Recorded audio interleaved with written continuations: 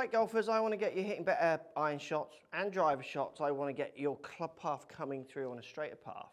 So you can stand up there and feel like you're going to be semi-confident to send that ball somewhere down towards the target, half well struck.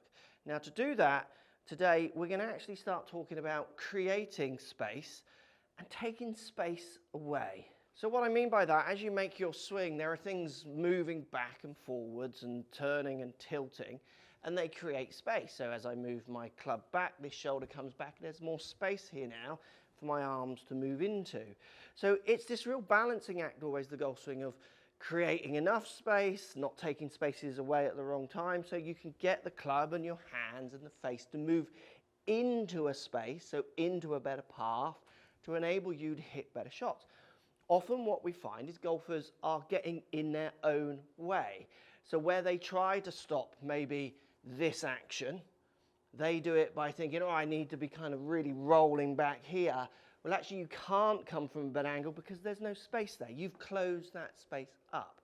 There's two key elements of creating space in this video today that are going to help you transform the way you swing the club without too much brutalization and feeling like you're massive dropping clubs and those kind of things, which often when you work with students, it's those movements that make golf just so difficult. So what these tips are going to do are allow you to move much more within your movements. Use your movements but enhance them and just create a few more spaces to shift that path of that club and your hands and your arms into, and your body.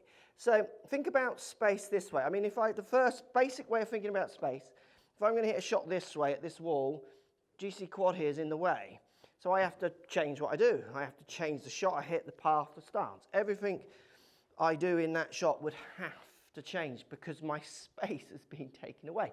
Now that's a physical object, which seems really obvious, but you're doing it in two key other elements. One, we need to make sure that you create enough space at the top of your backswing with your arms to your body to allow the club to actually come down on this better path.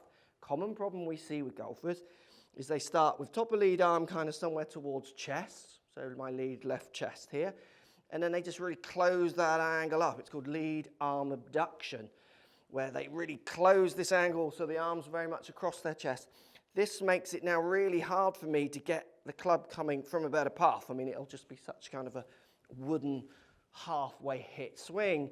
So then what they do is they then try to create the space at the wrong time. So they're then throwing out, creating the space to then try and pull the club into. And that's often what causes over the tops, crashes into the ground, that awful low point control. So we need to get your arm working in relationship to your chest in a way that you create space at the right time at the backswing to then let the downswing fall into that position rather than closing that up and then opening the space back up. It's the wrong order. You're in your own way. Got a drill for that. It's fantastic. The second closing of space issue we see is where this hip or all of your pelvis on the downswing wants to close into this space, so move forwards, push up towards the ball. Now coming from the right path, it's just not going to work. So again, we see everything throw out with it.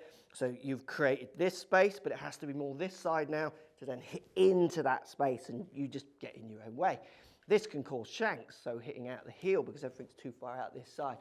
Toes as well, as you crunch up the pull across to try and get the middle of the face. So you start getting scattergun impacts where we see toes, middle, heel, like spreading all over, and also some good strikes. And they're the ones that confuse people because they hit a few good ones and then they go, well, I can hit the ball like this, why would I have to change? Well, you can't hit it consistently like this. You know, I can hit a golf ball like this and I can hit target, but I'm not going to choose to do it this way because it makes it harder. I'm in my own way to certainly come this way. 2 drills, let's create some space. Number 1, get 2 Shrixon golf balls. This only works if they're Shrixon golf balls. If you use any other manufacturer, this drill won't work. That is a joke. Just get 2 golf balls. One down on the ground that you're going to hit. Now this one's going to blow people's minds off a little bit. The other one you're going to stuff under your lead arm armpit. Okay? Now I'm going to use my trail hand to catch this. So if you're on the grass, you could just let it drop. I just don't want it landing particularly too much on my plates all the time. So what I'm going to do with the ball wedged now underneath my armpit, so it's stuck and kind of wedged under there, I'm going to start the swing and keep that wedge quite constant. So I'm going to make sure my arms are coming slightly across my chest at the start. because I don't want to create too much space too early, which is common, drops out, and then we close the space. That's another common kind of sequence that amateurs follow. So you're going to wedge that under, pull it across your chest, keeping it under. Now, as the club and your hand start to come up, this is where you want it now to drop. And the way it's going to drop is your arms are going to come up as your body turns, but you need a good amount of body turn and tilt. Here it comes. There it goes. Do that again. Together. There. So I'm just creating that space to let that drop out. So many people for years have kept gloves and head covers under arms, and it really doesn't help so many golfers, considering so many of you are just stuffed this way.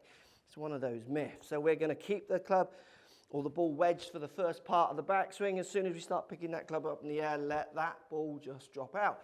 This will create better space in here, basically in here, which now allows us to have some space just to let the arms come down, just let the arms drop back down. Just pull them, literally, just let them fall back down rather than being across you and then creating space. We're going to be across you. Create that space on the way back, so lead arm to chest, there's now a bit of room, and then as you start down, you've got the space to drop that club on a better path. Use that drill. It's so good for creating space at the right time to allow you to move the club into a more productive place. Next drill. So why does this want to go early for lots of golfers? Why does this hip want to thrust and push out this way? It's actually, when we measure it on the force plates here, it's me pushing too hard with trail foot. So as I get to the top of backswing, start downswing, I'm pushing the ground far too hard this way with trail foot, and that moves my pelvis forwards and towards the ball, which again creates no space for this space we've created with the arms to come down from in here. You're just going to crash. So you're out here and then in towards yourself. So we need to get you the feeling of actually on the downswing trying to push more with lead foot. So I want you to feel like that lead foot is pushing basically that way, so down and that way, which will push you out this way. Easiest way to do that, we're going to start using the lead foot in a bit of a corkscrew fashion on the downswing and actually towards target. You're going to start anti-clockwise corkscrewing that lead foot towards the target. So my lead foot, as I start the downswing, I'm going to push into it, so load into it, and then as soon as that club wants to turn the corner, so start coming down and around to the ball, I'm going to let that lead foot do that. So the sequence is you're going to make your backswing, you've created a bit of space. Downswing, don't be afraid just to drop the arm into that space, but keeping that pressure loading. See how I'm pushing onto that lead foot, really pushing down and into that. And then as the club now wants to turn the corner, so come out and around with the ball, so from around shoulder height with your hands, now I am going to turn my lead foot literally this way in the ground as hard as I can.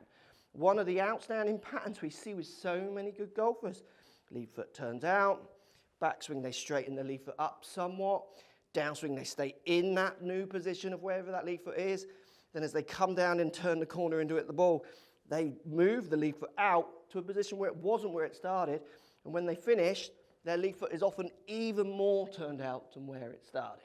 So they start, say, 10 degrees, come down to about 5, stay in that 5 degrees of turn out, and then as they turn the corner, they get back to 10 and go beyond. So we need this lead foot turning this way as we turn the corner on the downswing. That focus will take that pressure, that shift, or that desire to push harder and trail foot away and move it to lead foot. If you move it to lead foot, what happens is your pelvis won't translate towards the ball. It will, on the downswing, start translating actually back and around from the ball, giving you that more room on the downswing to get in here, rather than as soon as you push that pelvis out this way, well, you're stuck. You're going to have to go that way. You've lost your space. You're in your own space. So watching lead foot, I'm going to exaggerate it for this move.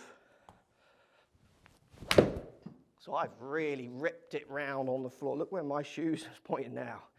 Way out. So as I get into that foot, I load it, and then I'm literally trying to offend. If you're on the grass, rip the grass out on this mat here. This mat is Velcroed on to the plates, and I'm constantly trying to move it and rip it off from that Velcro. These two drills, you can do them together, but it's quite a lot to think about. You can break them into different sessions, so hit somewhere you think about creating the space with your arms, and then hit somewhere you think about creating the space more by not letting that come out, and then a mixture of, because it'll be quite a lot to process. But if you can make these two spaces work for you, getting the club to come down more on this path is just going to happen. You're not even really going to have to force it. It's going to fall into place. Now, if you want to get your driver working as good as that iron with similar ideas, this video just goes a bit more in depth with how to perfect your drive.